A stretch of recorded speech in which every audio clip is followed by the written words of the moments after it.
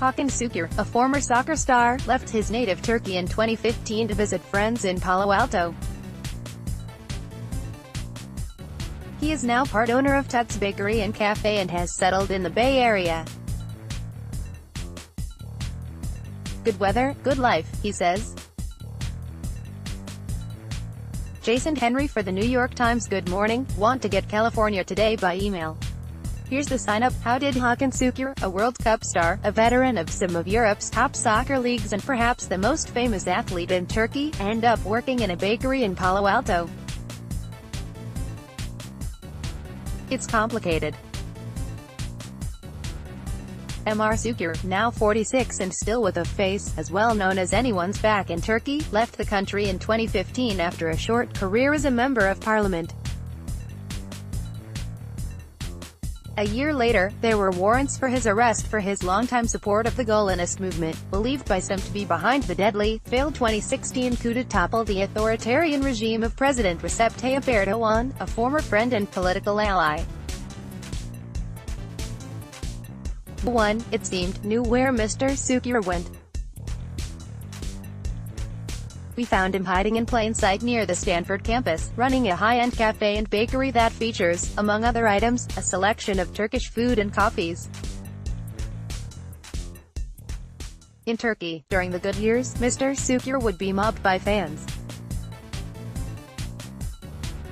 In Palo Alto, most customers do not recognize the man clearing dishes or bringing food and drinks to their table. A decade ago, about when Mr. Şükür retired from soccer, Mr. Erdogan was steering Turkey toward the European Union. Mr. Şükür was elected to parliament in 2011 as part of Mr. Erdogan's party. But in recent years, Mr. Erdogan has clamped down on perceived threats, the military, courts, media, even the internet. Tens of thousands of journalists, academics, and political opponents have been detained. Mr. Şükür left parliament, quit the party and quietly came to California to visit friends, he said. He soon decided to build a life in the Bay Area. He bought a share of Tut's Cafe and Bakery, which was under construction in downtown Palo Alto, and his wife and their 3 children, now ages 12, 16 and 18, later joined him. After the coup, Mr. Şükür's houses and bank accounts in Turkey were seized, he said. His elderly father was jailed for months. Mr. Şükür presumes that he will never see his parents again. He does not know if he will ever return to Turkey. Still, he considers himself far luckier than the Turks who find themselves under the thumb of Mr. Erdogan and swept up by the political upheaval.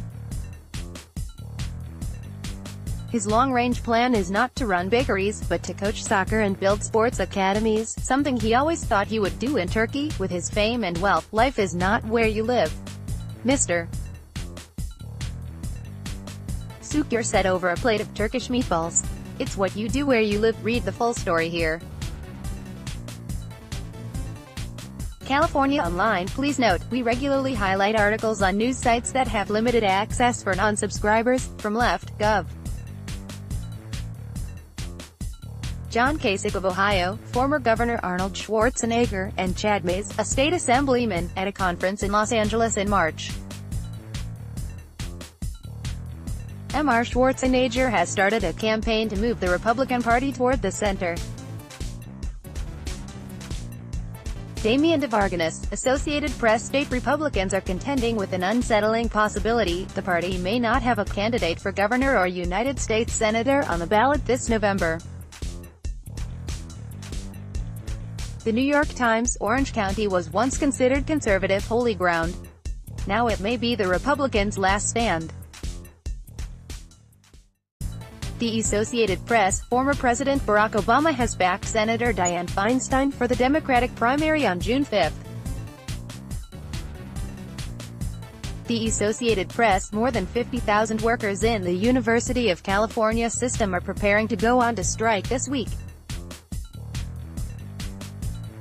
Los Angeles Times, California's economy has surpassed Britain's to become the fifth largest in the world.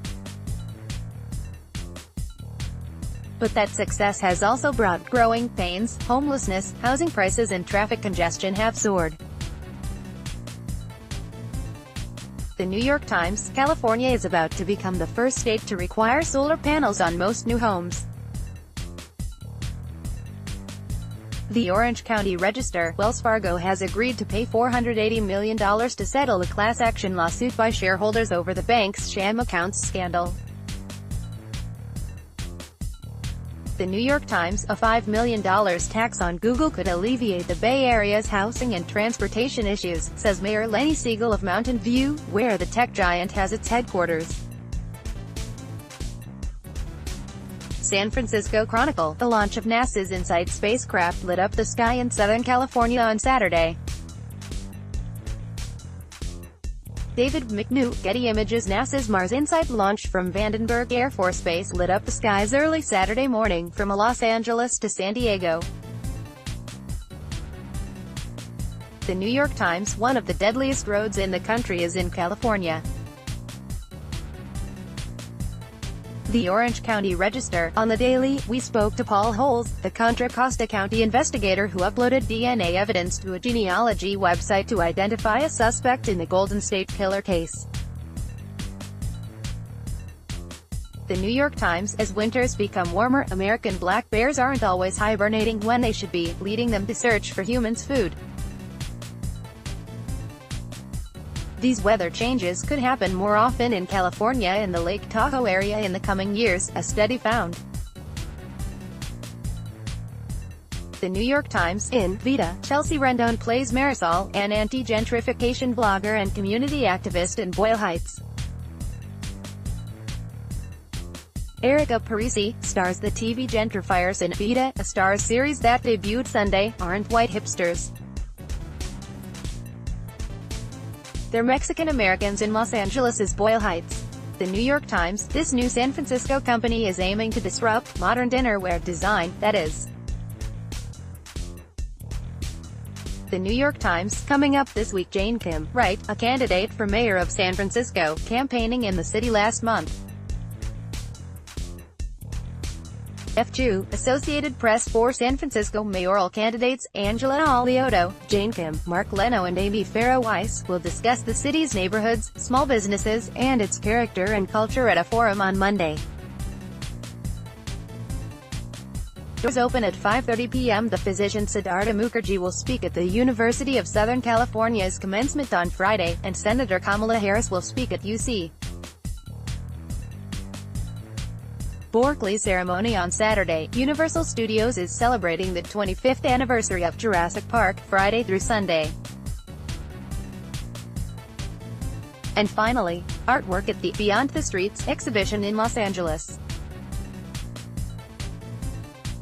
The Roulette, one of Roger Gaspman's earlier exhibits, Art in the Streets, was the largest museum retrospective on the subject when it opened in 2011. It broke attendance records at the Museum of Contemporary Art in Los Angeles and drove debate about the nature of graffiti as an art form. Now Mr. Gaspman, a graffiti historian and urban anthropologist, has followed up with Beyond the Streets.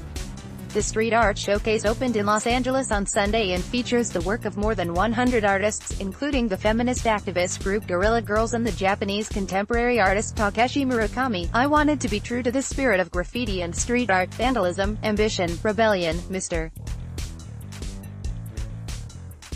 Gaspman said. We hope this show continues to legitimize this art form and shines a light on the people who have dedicated and risked their lives for their passion. Beyond the Streets runs through July 6. California Today goes live at 6 a.m.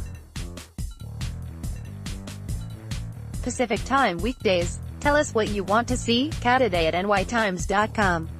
California Today is edited by Julie Bloom, who grew up in Los Angeles and graduated from UC Berkeley.